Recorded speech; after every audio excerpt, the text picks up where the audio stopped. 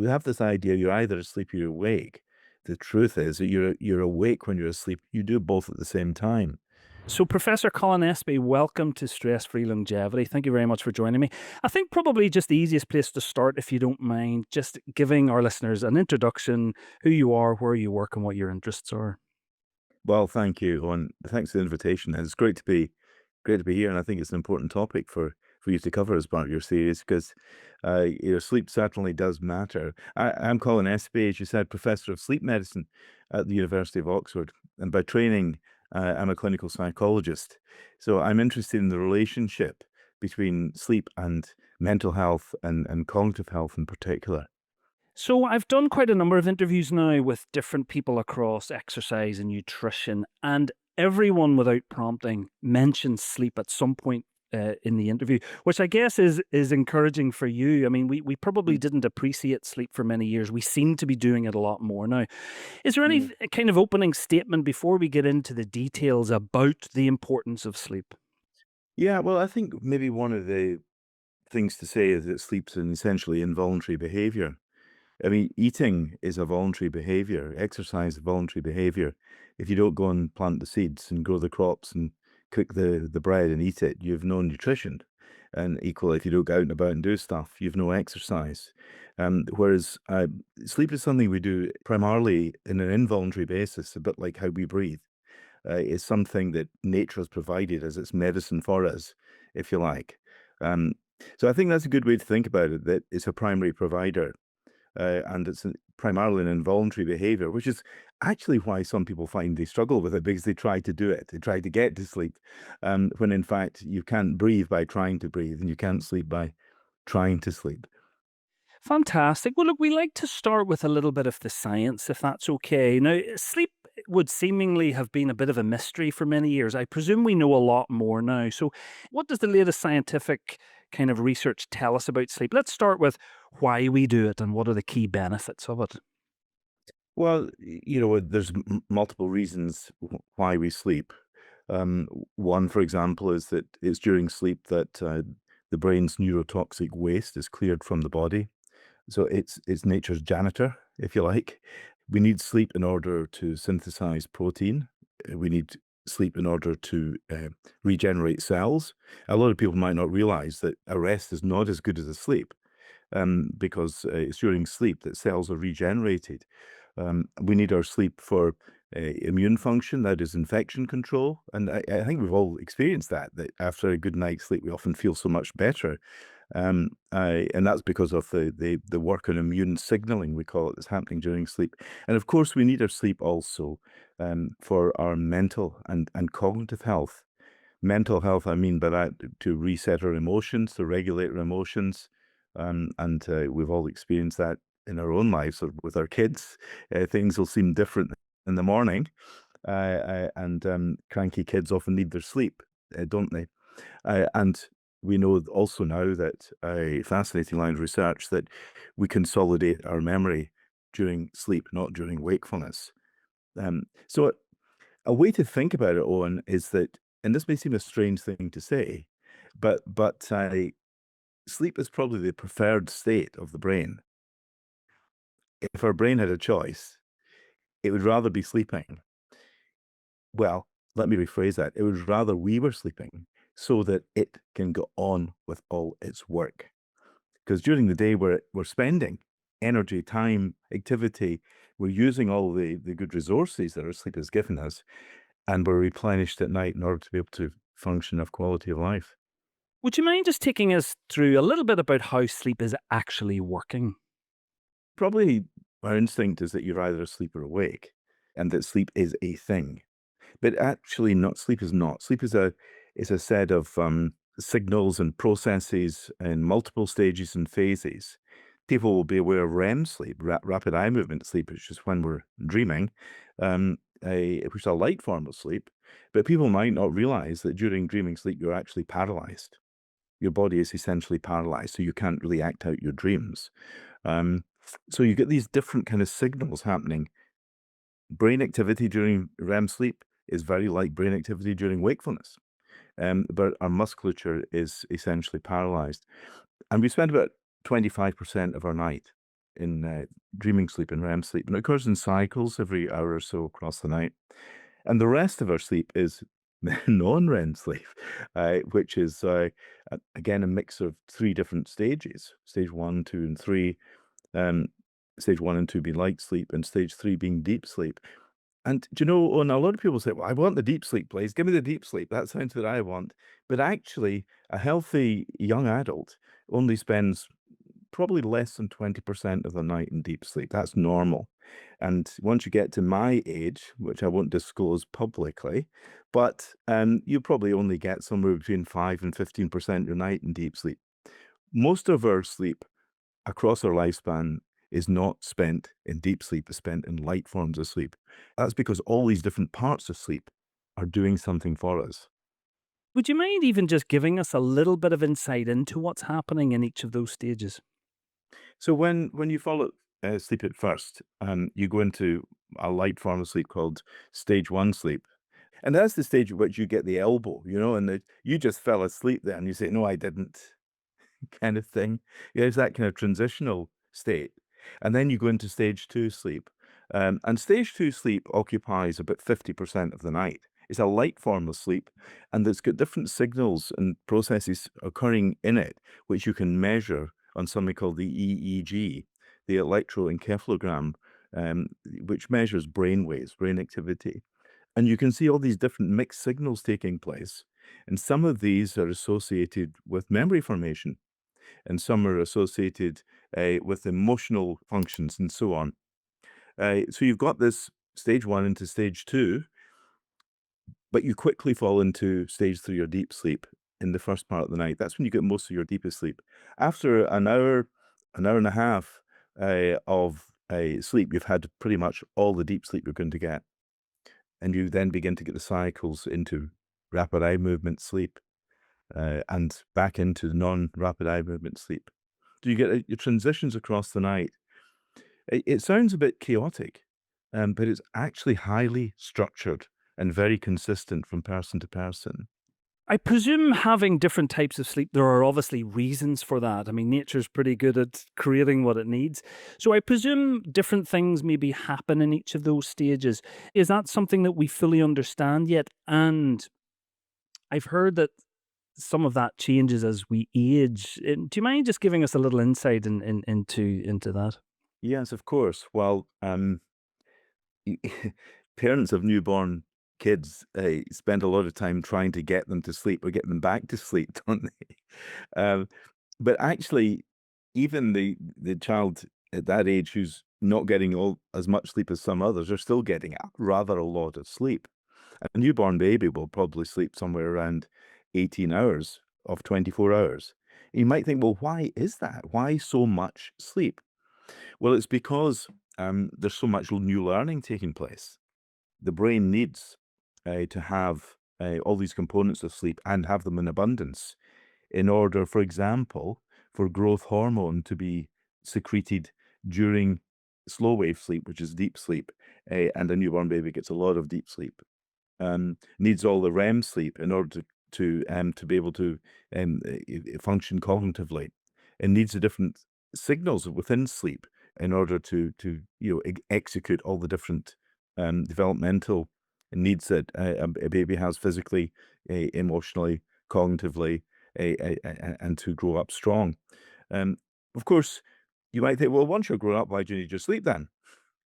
So what happens is across childhood into adolescence and into early adulthood, the amount of sleep we get, gradually reduces and stabilizes, and we tend to get our sleep more and more in a single component at night, rather than sleeping during the day, for example, as a baby or a young child, an infant, toddler would do at nursery. And as we get older, our sleep becomes a little bit more fragmented. A bit like my hairline here on, it gets a little bit thinner, but we still sleep, and we still need all those different components of sleep. So they're all doing kind of the same things, but they need to uprate, if you like, growth at certain times, learning at certain times, adaptation at certain times. But other functions, we're always learning new things. We always need infection control. And particularly in late life, we need to clear toxic waste from the brain. There's something called beta amyloid. It's a protein which is involved in the dementia story, and that's the neurotoxic waste I'm referring to, that sleep clears from the central nervous system during the nighttime hours. So that leads in nicely to how much do we actually need? That seems like the big question everyone has in their mind, and I always find it a kind of really strange question. You know, a bit like, well, the analogy I usually encourage people to take on this is to think about their feet, to think about their shoe size, and what a strange question it would be to ask them, "Well, what size of shoe, should I be wearing?" Well, why would it be the same as somebody else's? It's a physical property. We're all individually different. We all have feet, and we all need shoes, arguably, um, but we need shoes that fit, and we discover that through trial and error. So we could say, what's the average height of a Scotsman, or what is the average shoe size? Uh, so we can work out averages, but most people are not bang on that average. They're within a range, and there are also people who are, outside that normal range, but it's still part of the normal distribution. So although you might say that the average sleep requirement might be between 7 and 9 hours in an adult, it doesn't mean that people are going to get 8, and it doesn't mean that they're not going to be who will get 6 or 10. And our responsibility in looking after our health and advising people we love and care for is to find out how you function best, and don't go around with ill-fitting shoes. Well, that's great. Would you mind giving us a little tip then on figuring out how to make that assessment? How do I know if I'm getting enough? What is the right amount for me at this stage of my life? Well, we often know that we've not been having enough sleep when we're feeling sleepy during the day. When we feel sleep deprived and running a bit on empty, yawning a lot, for example, nodding off when we sit down, or becoming sleepy when we're doing things that are important, potentially risky, driving a car, whatever. So we know at the extremes when we're sleep deprived. Um, and as a society, we tend to sleep deprive ourselves, um, often involuntarily during the week and catch up at the weekends, because we may be staying up um, later than perhaps we could or should, and then having to get up early to go to work. And one of the things actually interesting that happened during lockdown is a lot of people discovered a more natural sleep rhythm for them because they didn't have to get up at the same. As long as they got their work done, then they could adapt. They could become a bit of a night owl as long as they got their work done. So it's about experimenting. Almost everything we learn in life is through experimentation. I think a lot of people think, oh, we figured that out because we read a book, or we figured that out because somebody told us. We figured out because we watched what somebody else did and we copied it. All those things are true, but they're all part of an experimental frame of reference. Again, you think, I've got 5 grandchildren. The youngest has been walking now for about 6 months. But when she started walking, everyone was that experimental thing? Like, you know, we know how to walk in the sense that we do, and it's a normal developmental thing, but we execute it through a period of experimentation, trial and error, bumps and crashes, and successes and victories. Um, and I think one of the things that would be really good for everyone to do is listening to this would be to consider now, is my sleep wake pattern optimal for me? It's okay to try things out differently, to try going to bed a bit earlier, try going to bed a bit later, getting up a bit later, get up a bit earlier, to find the timing of your sleep that suits you best. It's also okay to experiment with a window, the amount of time that you're spending in your bed. And some people need longer than others to give themselves the opportunity of their sleep to grow into that window. Some people are spending too long in their bed and they need to reduce the window. And the ready reckoner for this is something that we call our sleep efficiency. I don't know if you've heard of that one, but if you think about efficiency, then we would normally think, well, 100% is good, isn't it? 100% efficient is a good engine. So if you were in bed for 8 hours and slept 8, then that's 100% efficient. But if you're in bed for 6 and sleep 6, that's 100% efficient. But if you sleep 6 and you're in bed for 8, then that's 3/4, that's 75% efficient. Um, so the idea of how can I get my sleep to be as efficient as possible is about working on the parameters of it and the timing of it and feeling you're free to do that. Um, And then measuring the success of that, is it simply a basic assessment of how I feel during the day? If I feel pretty rested for the majority of the day, is that a good marker that I've probably had enough, or is it a wee bit is there more to it than that? we're kind of in an environment these days where we measure things, don't we? Our kind of watches or all this stuff is being measured, and we think, oh, it's all scientific, it's all computerized. But we have in here the best computer that's ever been developed so far, and it aggregates information from multiple sources and tells us, I don't feel well. I'm not at myself. Other people just looking at you can sometimes tell you, "Is something wrong? Are you okay?" So we're quick at biofeedback, understanding things from ourselves, integrating that information, and we're also quite perceptive in others when they're not operating in the way they would normally do. And that could be physical health, it could be energy levels, it could be emotional health, mental health, could be performance.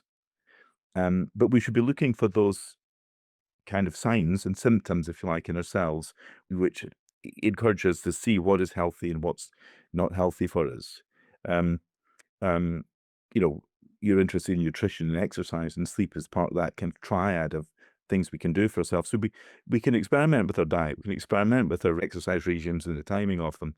And I'm just encouraging us to take that more open-minded view. Maybe I can experiment a little bit with my sleep and see how I feel and use this brain that we have to integrate that information into a sense of wellness or a sense of quality of life and how well we're functioning.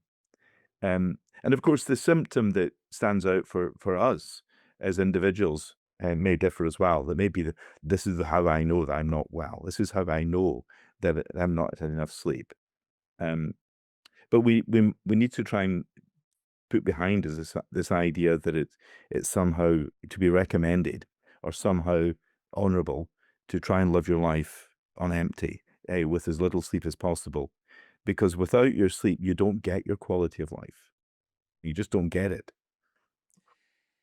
Now, we keep hearing over and over again, we don't get enough of it. Do you agree with that statement? And why do you think that is? Well, during the pandemic, I did some work with the Mental Health Foundation and the NHS on sleep and its importance for mental health and well-being. There's a campaign going on at the time, and I led that component. And so I took a little bit of time there to try and just distill what seemed kind of obvious to me, through my work and research. And it came down to sort of 5 principles that I think we need to discover and rediscover at various points in life. And the first is that we need to learn to value sleep. That sleep is not just a commodity. Um, that sleep is actually the life force. It's the apex provision that nature has given us. Um, and it's given us quite a substantial need for sleep. Evolution has not led to sleep be just being marginalized because we're now so important and busy and we've got all so important things to do.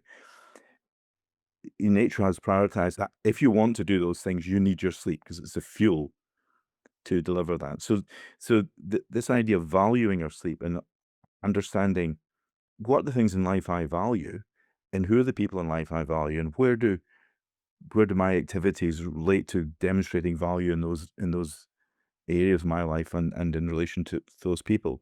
And that is about we need to prioritize sleep. We need to put behind this culture that sleep is something that we should really be doing without. And the next part of that is then to prioritize it. How do you prioritize something? Well, you feel free then to say, sorry, I need to get to my bed. I'm really tired. Then that enables other people to do the same thing. But then the third principle, beyond valuing and prioritizing, is then personalizing your sleep.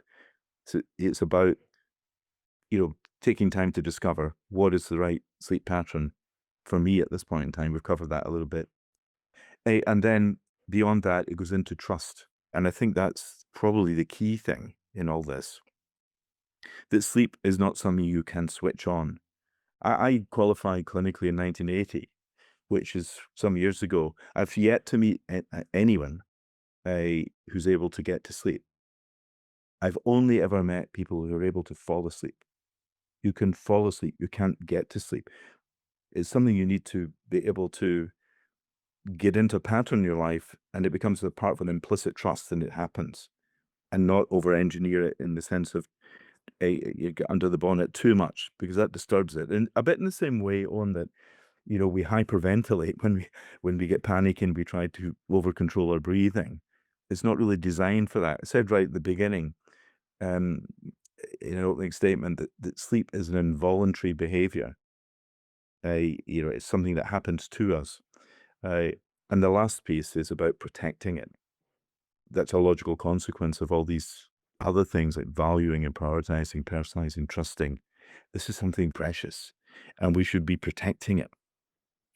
Now we're going to get into some of the practicalities shortly. I guess just the final thing I just wanted to touch on was, what are the key downsides of not getting enough sleep?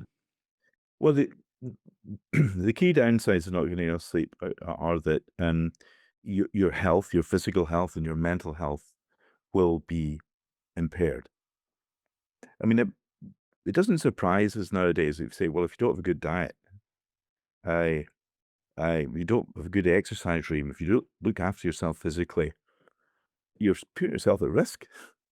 And so we know, for example, that people who don't have sufficient sleep are more likely to develop common disorders like diabetes, cardiovascular disease.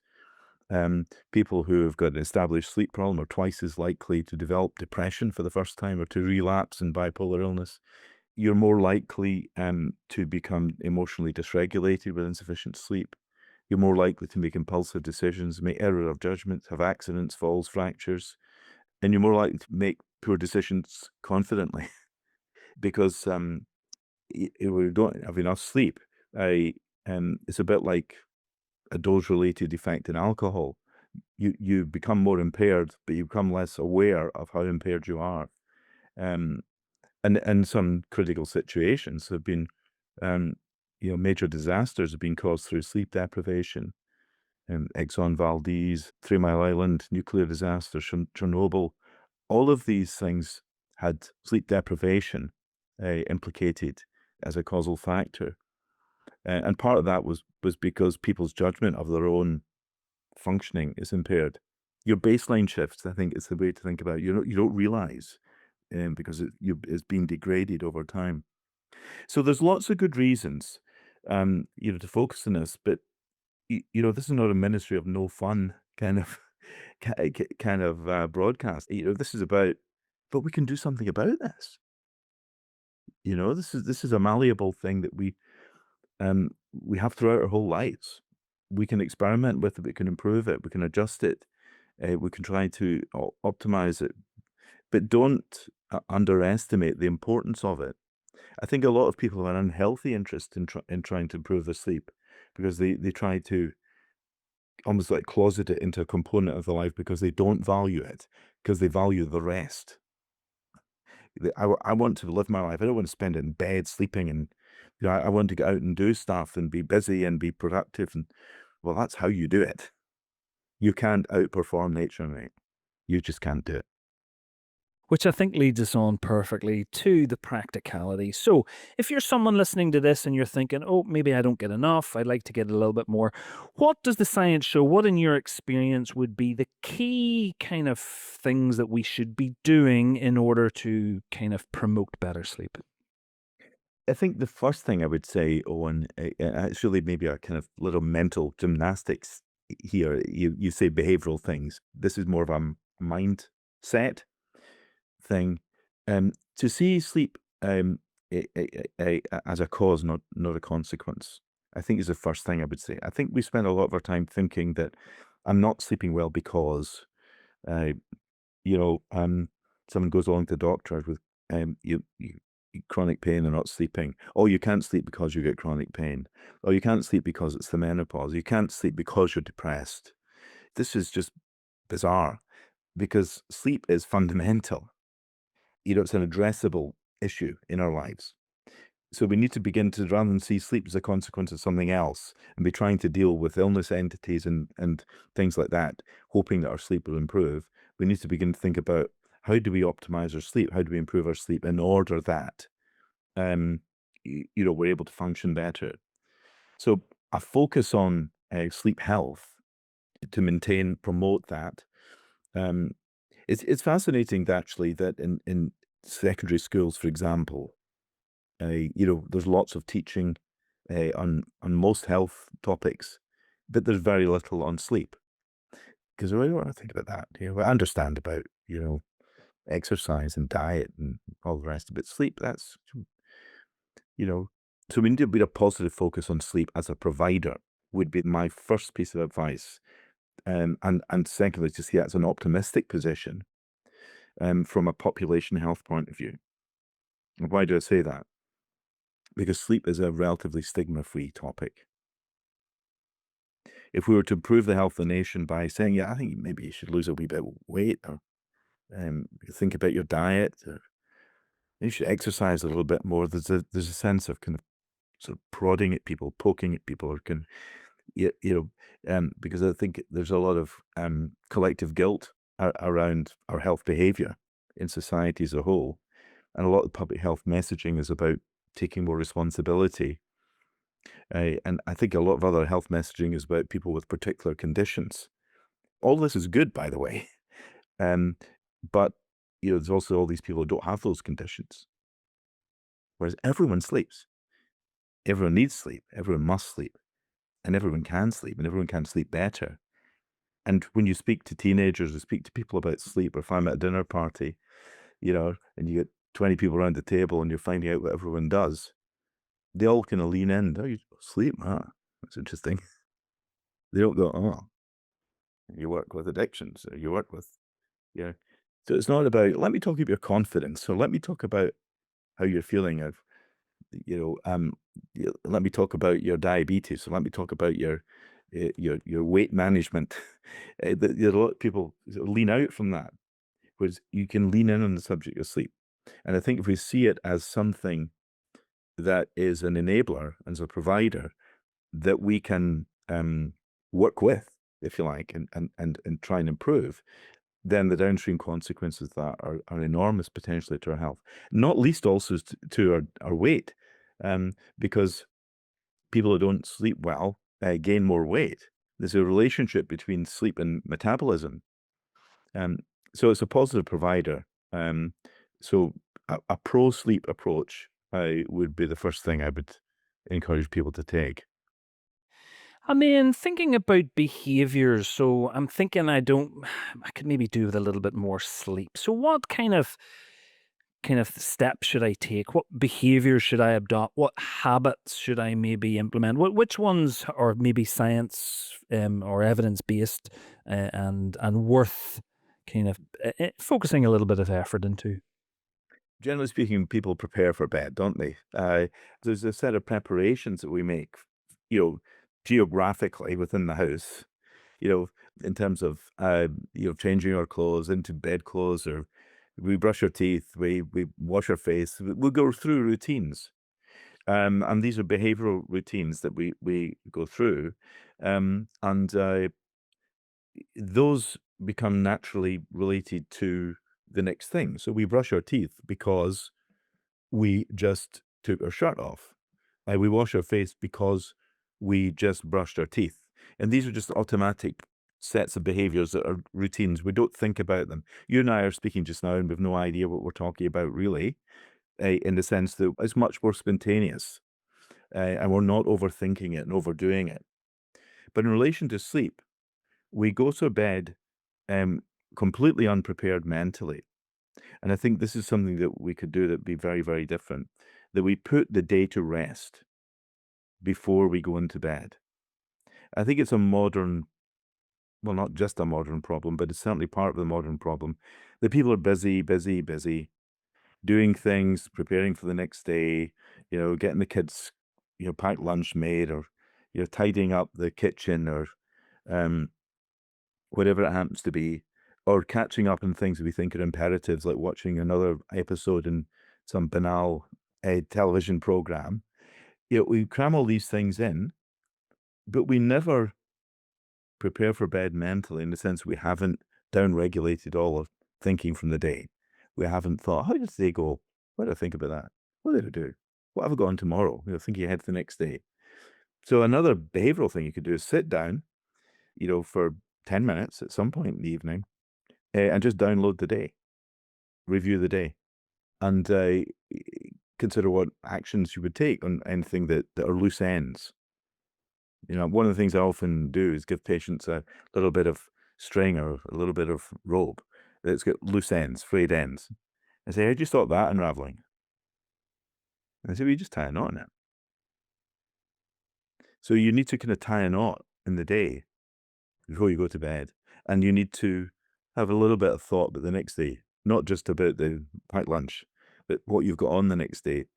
So that when you lie in bed and don't immediately fall asleep, or you're waking up during the night, the things that will then come into your head are just things that have not been tied off. They're just the frayed end of life.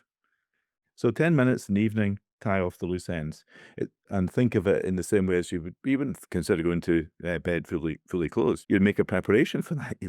You'd brush your teeth. It just becomes part of the routine. You teach your kids to do the same.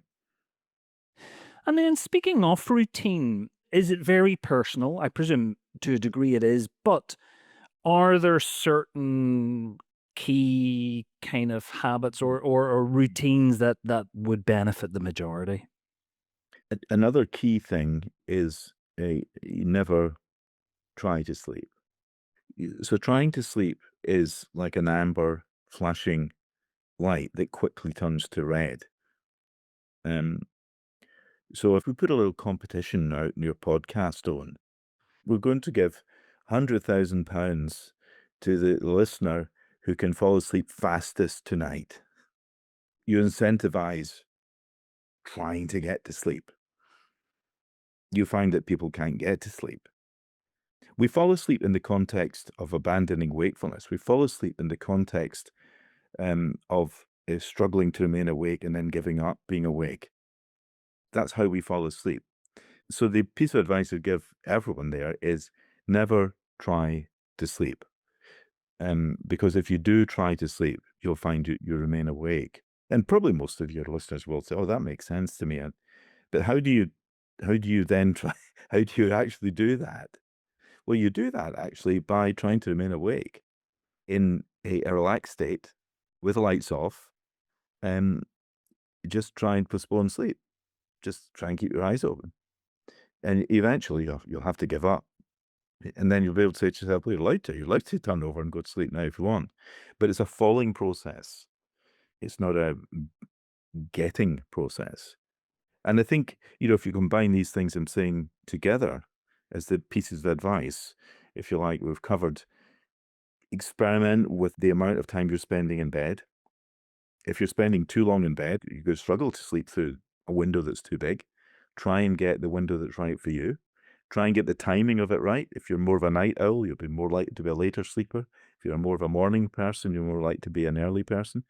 So the amount and the timing of your sleep, um, try to get that right. Try to go to bed with your having put the day to rest. And then once you're in bed, allow sleep to come and abandon wakefulness. Allow sleep to be dominant, if you like. And if you then get into your head, "Oh, I'm not falling asleep yet. I've woken up. I can't get back to sleep again." Um, don't take the bait. Don't try to fall asleep. Just say, "Well, I'll stay awake for a while then," and keep your eyes open. And actually, you'll find that you struggle through that. Um, the effective ingredient of any therapy like this for sleep difficulties, the effective ingredient is sleep itself. If you hold your breath, you'll breathe. But if you try to breathe, you'll feel that you can breathe, but you begin to hyperventilate. It's just the way that the physiological system is designed to work in an automated way. And this is why I said earlier on, when I was talking about the 5 principles of sleep health, you know, valuing and prioritizing, personalizing, trusting, trusting and protecting. And trusting is really important. And it's not trusting as in a pleading, oh, please can I get to sleep? It's more of a trusting that this will happen. And in the context of then trying to remain awake when you feel you can't get to sleep, and you wake up in the morning and think, gosh, I got to sleep there. And you think, how did you do that? Well, you didn't do that. Nobody's capable of that, but you get the confidence to know that sleep happens to me and I can trust it. Because good sleepers, if you ask a good sleeper, how do you get to sleep? I don't know, you just go to sleep. It's not like something you can take control of. The control you have over it is by thinking of these parameters you can adjust, the experimentation you can give, and the way you protect it, make it likely then to happen naturally. I'll tell you a little. There's an interesting piece of there's an interesting scientific study that was published, I think last year, the year before. It's an experimental study with rats.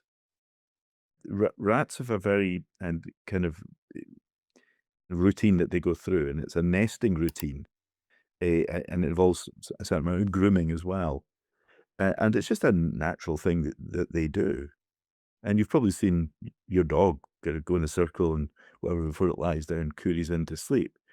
And what they did in this experiment was they interrupted this nesting and grooming behavior of these experimental animals. And they found that just by interrupting them, stopping them nesting, stopping them grooming, and allowing them to restart, stopping it, just interrupting it, that these animals couldn't get to sleep. That the sleep latency, the time it took them to fall asleep, was interrupted, and that this lasted for some weeks after that experimental intervention. And all this really goes to prove the importance of stereotyped patterns of behavior that we get into that are actually part of a natural process that allows nature to happen. Um, and because we've got very highly evolved brains, we try to figure things out all the time. We need to be smart enough to realize that our brain is smarter than we are. And it's wanting to follow natural patterns, and that we shouldn't be overthinking this, but we need to be enabling it. Okay, so let's, if you don't mind, I'll take you through a kind of artificial day.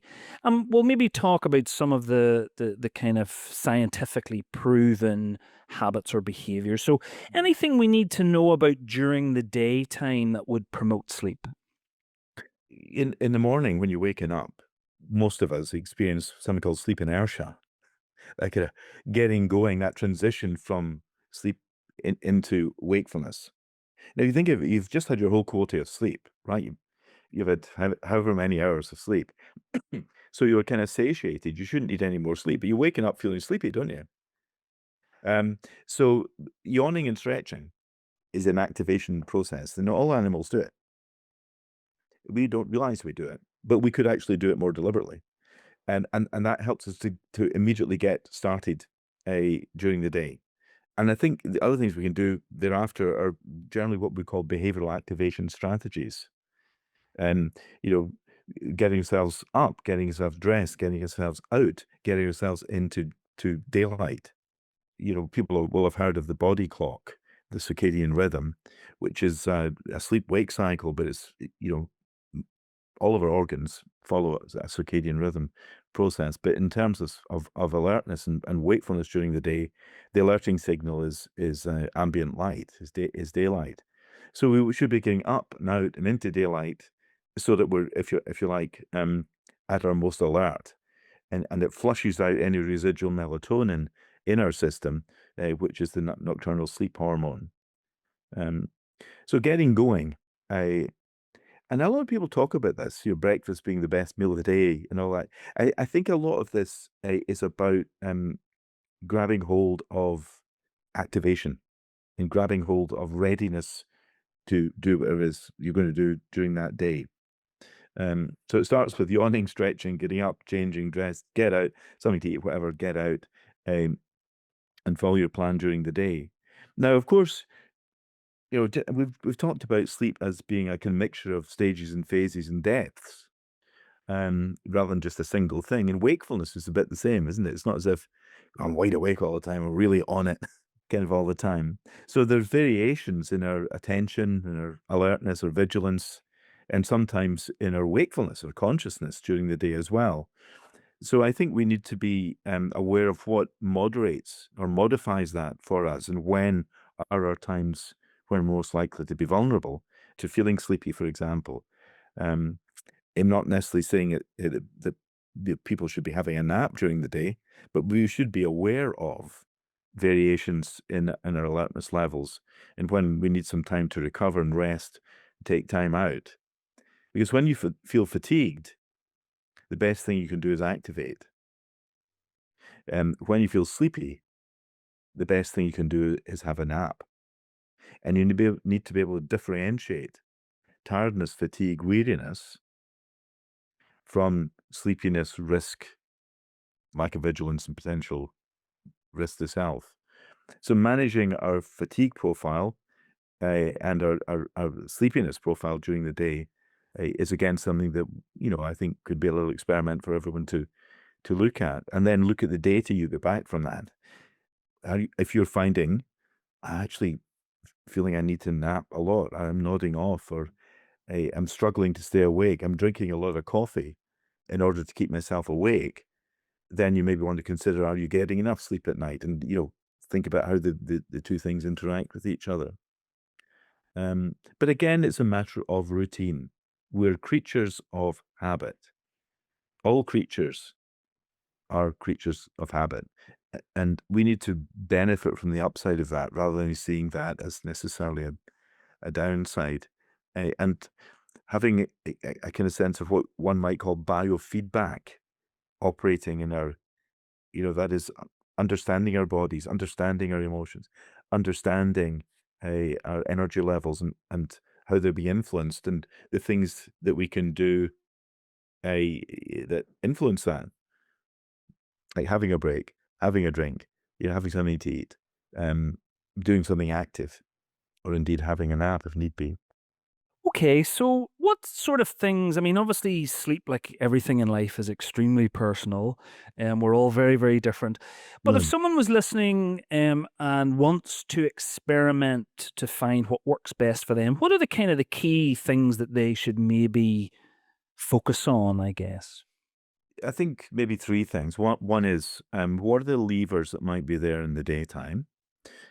What are the levers that might be there in relation to the bed and bedroom environment? And what are the levers that are there in relation to lifestyle factors that affect sleep? So um, maybe I'll begin with that last one, because um, this is very much in the media. This whole idea of sleep hygiene, how my behavior affects my sleep. Like, should I read in bed, or is it okay to use a tablet in bed, or what about answering my emails? These sort of behavioral factors, and whether or not they should be allowed in the bedroom, or whether they should be removed from the bedroom, or am I allowed to have coffee? Am I allowed to have a bar of chocolate? And I believe chocolate contains some caffeine, and people get really, really kind of caught up in all of this. One of the key things I think I know is a lot of people feel I've gone through all the things, I've ticked all of those things, and I'm doing them all, and I still can't sleep. So what's wrong? There's something missing. What I would say is, of all those lifestyle factors, there's likely to be something that gets a little bit in the way of sleep for you, whatever that thing happens to be. And that's what you need to find out. What is that one thing? And these are collectively things that relate to being too aroused to fall asleep or to fall back to sleep. That's what they relate to. They're arousal things, like coffee is an arousal, is a stimulant. Um, Reading in bed, is, you could say, is a stimulant. What is the thing that overstimulates you too much? And there's a reason why you don't sleep. And I think the thing that people are not looking sufficiently at is their mind. So here's one thing that people could do, is repeat the word "the" every few seconds.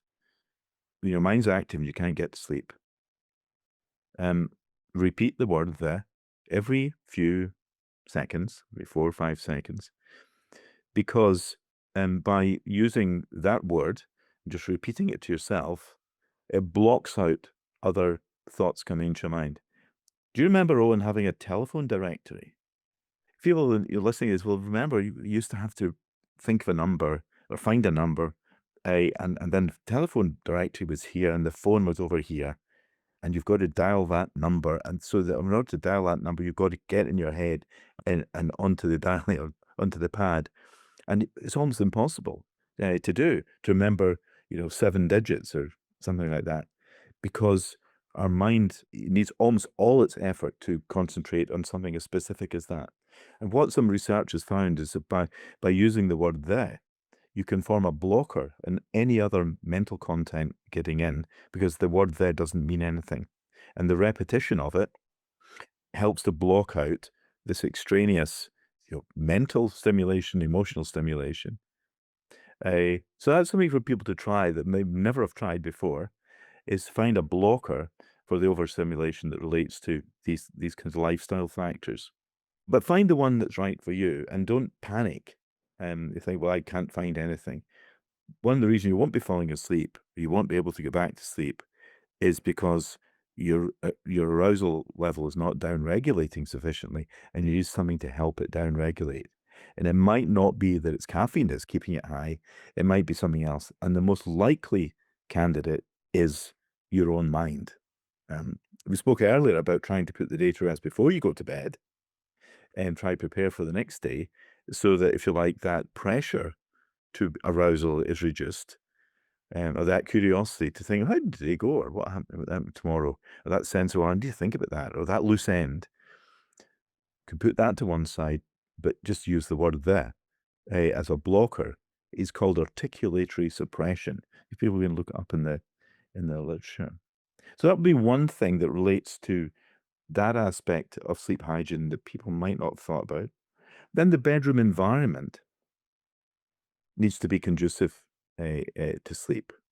Um, Peter Howry, the scientist in America who back in the 70s developed the term sleep hygiene, but incidentally he hated, because he thought it was totally misunderstood. It wasn't meant to be a list of things to do or not to do, or ways to make your bedroom comfortable and like a checklist. His idea was there'll be something in your hygiene of the bedroom environment that isn't as good as it could be. Find out what it is. It could be your bed's not as comfortable as it should be. It could be that you invest much more in coffee, or petrol, or anything else in your life, but you never spend any money on your bed and mattress, your environment. You might want to improve it, if that is the thing that is causing the problem. But in my experience, people miss some obvious things when they think of the bedroom environment, and one of the obvious things they miss is the bedroom is often not sufficiently ventilated. So that may be one of the things to consider alongside pillows and mattresses and blankets, a bedroom temperature, all those kinds of things. Is your bedroom properly ventilated? And if it's not, it's also likely to be too warm. Sleep likes the cool. The core body temperature drops during the night. Our instinct is to be cozy and very warm. So you may want to think about being well ventilated, not too warm. So that's lifestyle factors, kind of bedroom factors. Find the lever that is the one that's working for you.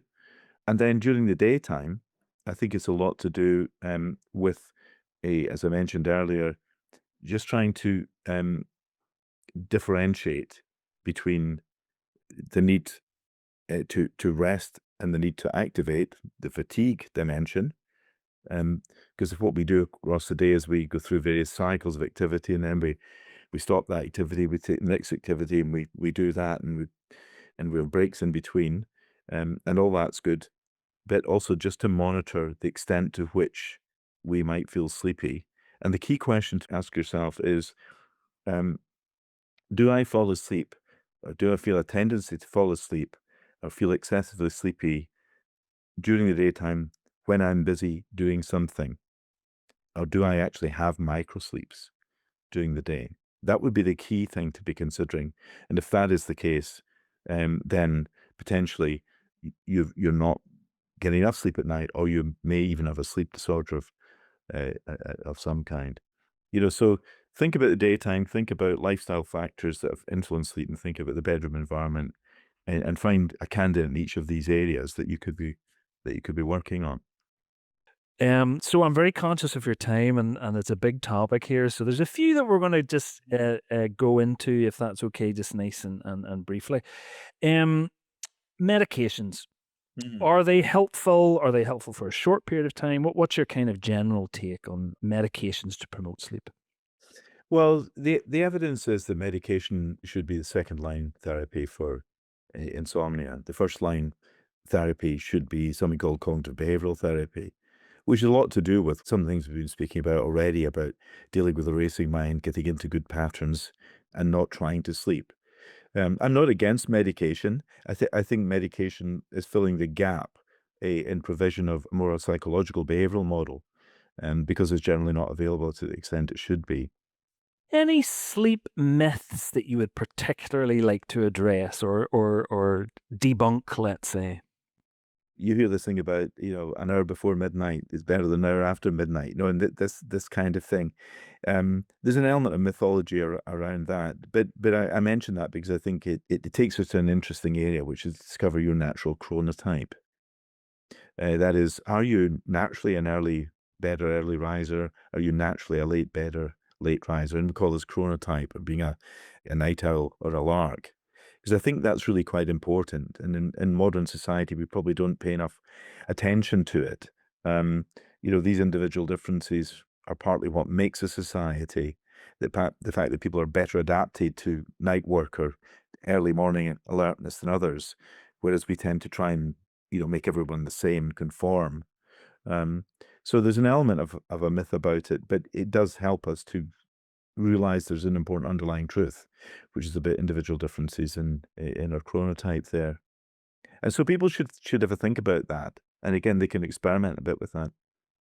Technology, we touched on it a little bit earlier on. Are you excited about it? Is it a distraction? Is it a potential form of stress? And I had a conversation with a friend, and I won't name them, but they know who they are.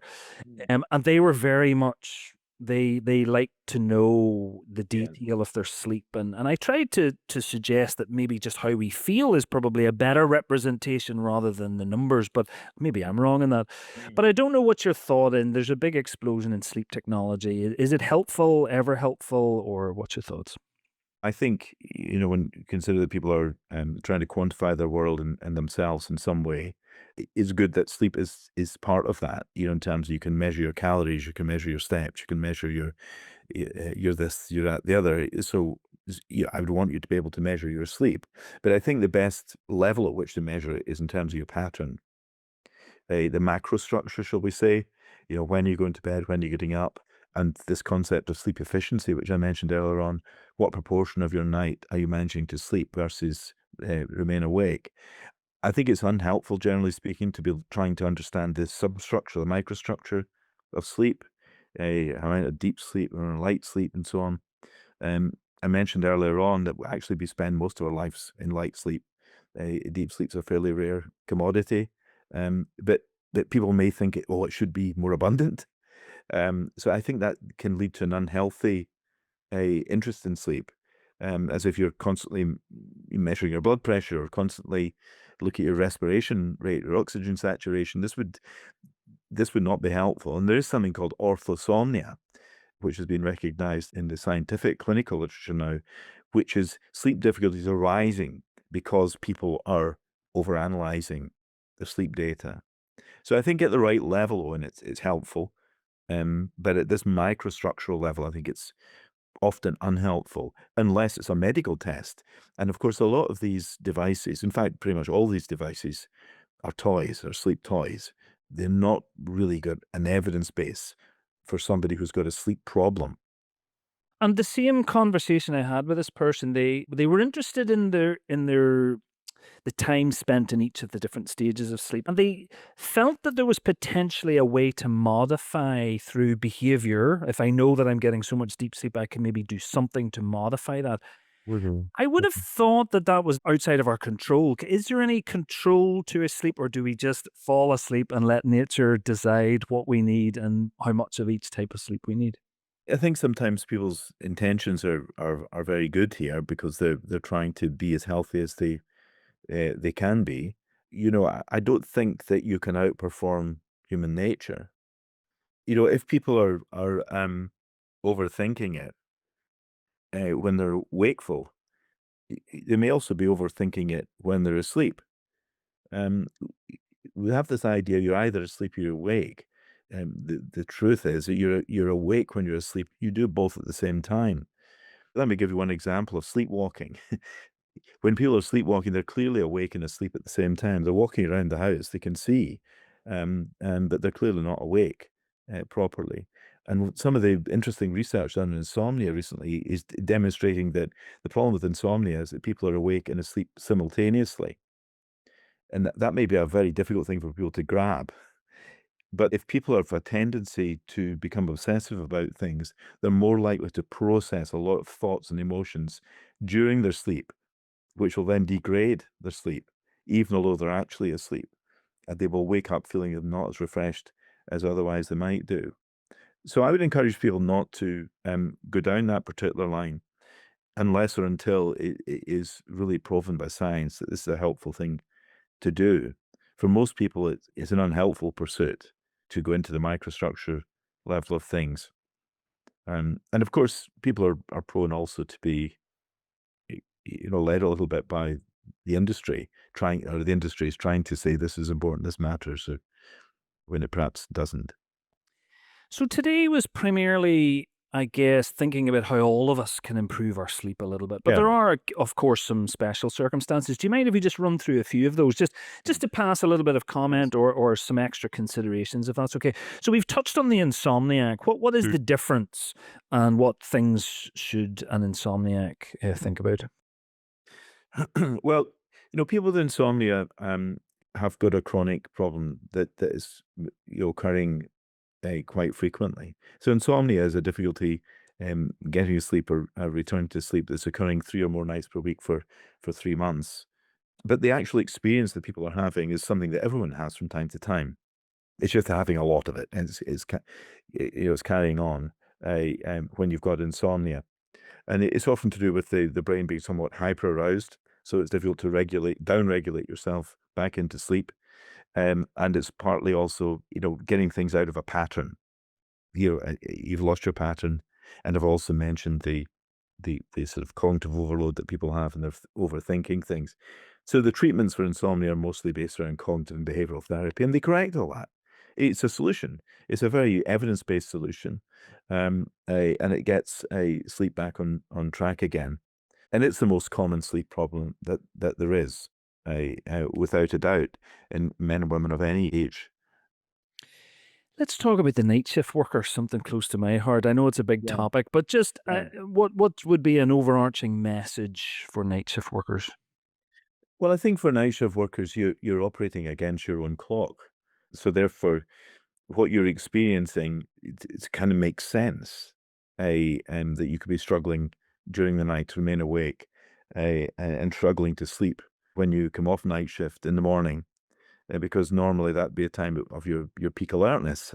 Um, Night shift work is something that probably we're not evolutionary, in evolutionary terms, adapted to yet, and a bit like transmeridian travel. It's a fairly recent thing. The invention of the light bulb is fairly recent, the same as a jet aircraft. So it's probably going to take many millennia before we could adjust fully to it. So I think one of the important things to do is to try and find the routine that's going to help you most, coming off night shift, and think particularly about your travel from night shift back home. When road traffic accidents are at their peak, and when you adjust for volume of traffic, that's the time when people are most likely to have road traffic accidents. So managing your alertness levels as well as trying to get your sleep during the day, um, are probably the key things to do at the individual level. At the societal level, we should probably be paying a lot more attention to the impact of shift work in general, not just night shift work, and think about how we select people for jobs. I mentioned earlier on that, there are people who are more natural night owls than others, but I'm not aware of any a major industry that ever selects people on the basis of their chronotype or tries to blend the various shift patterns across the natural aptitudes of the workforce. And that would be an obvious thing to do that could actually be healthy rather than treating it as a problem. How do you actually see it as an asset that the pool of humanity has to manage shift patterns? Okay, what about children and especially kind of teenagers? Yeah, well, parents tend to have short memories, don't they? Because we're all a bit like that when we're teenagers, struggle to get to sleep, struggle to get up for school in the morning, and parents blamed it on whatever it happened to be. Nowadays, it's you're using your devices, etc. But the truth is that during the teenage years, the body clock is somewhat delayed, so it is more difficult to get to sleep and get up in the morning.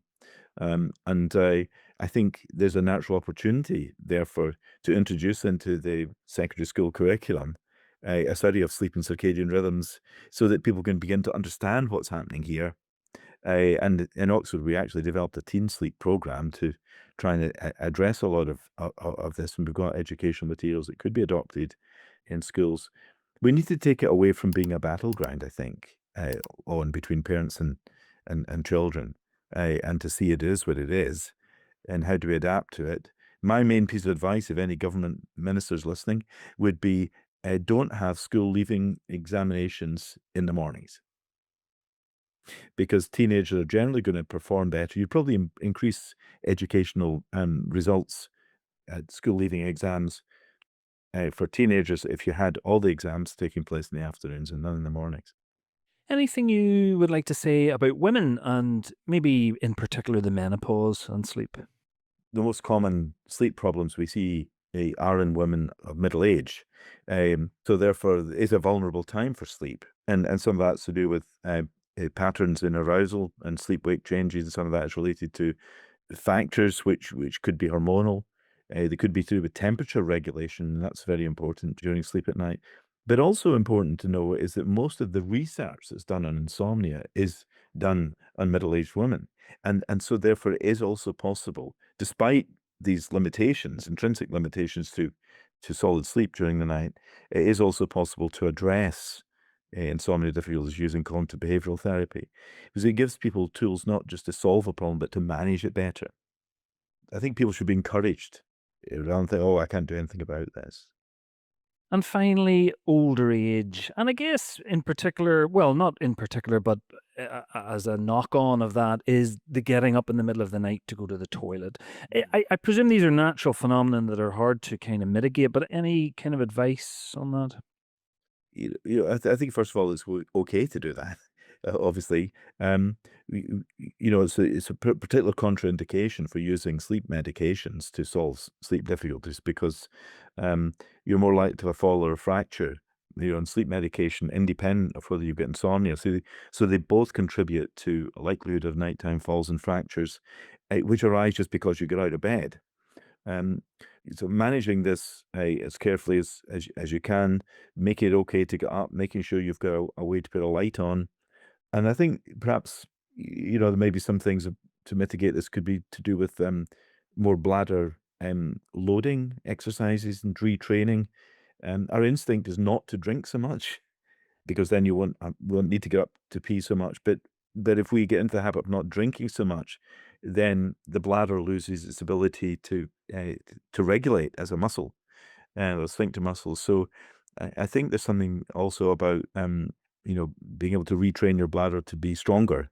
But generally speaking, the issue is not so much about what triggers the arousal, whether it's a menopausal flush, or temperature, musculoskeletal pain, or needing to go to the toilet.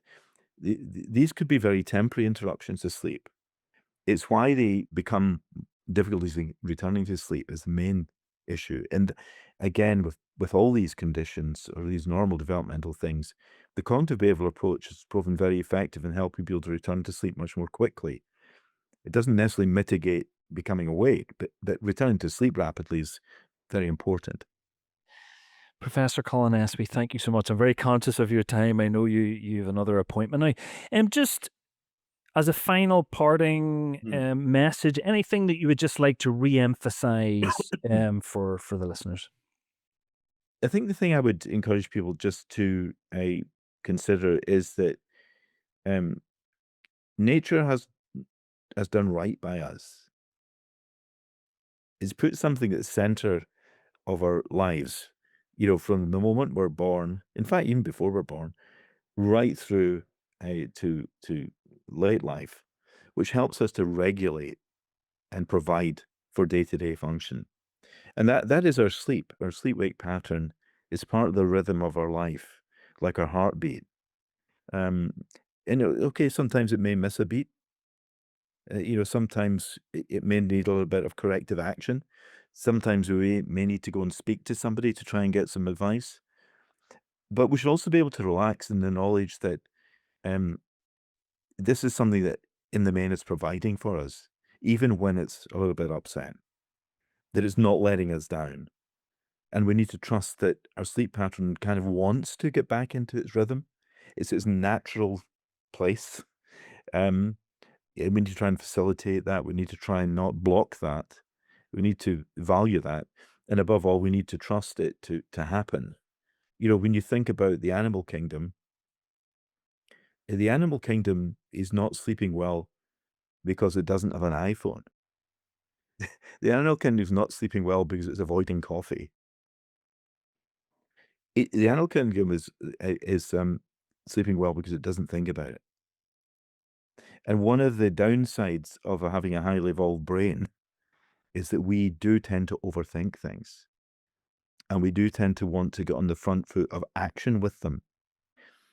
And with sleep, that is good and bad. It's good in the sense of, yeah, let's be accountable, let's take responsibility, let's try and improve our sleep as much as we can.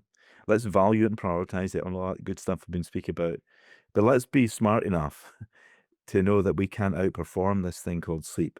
We're trying to facilitate it to work its best for us. We're trusting it.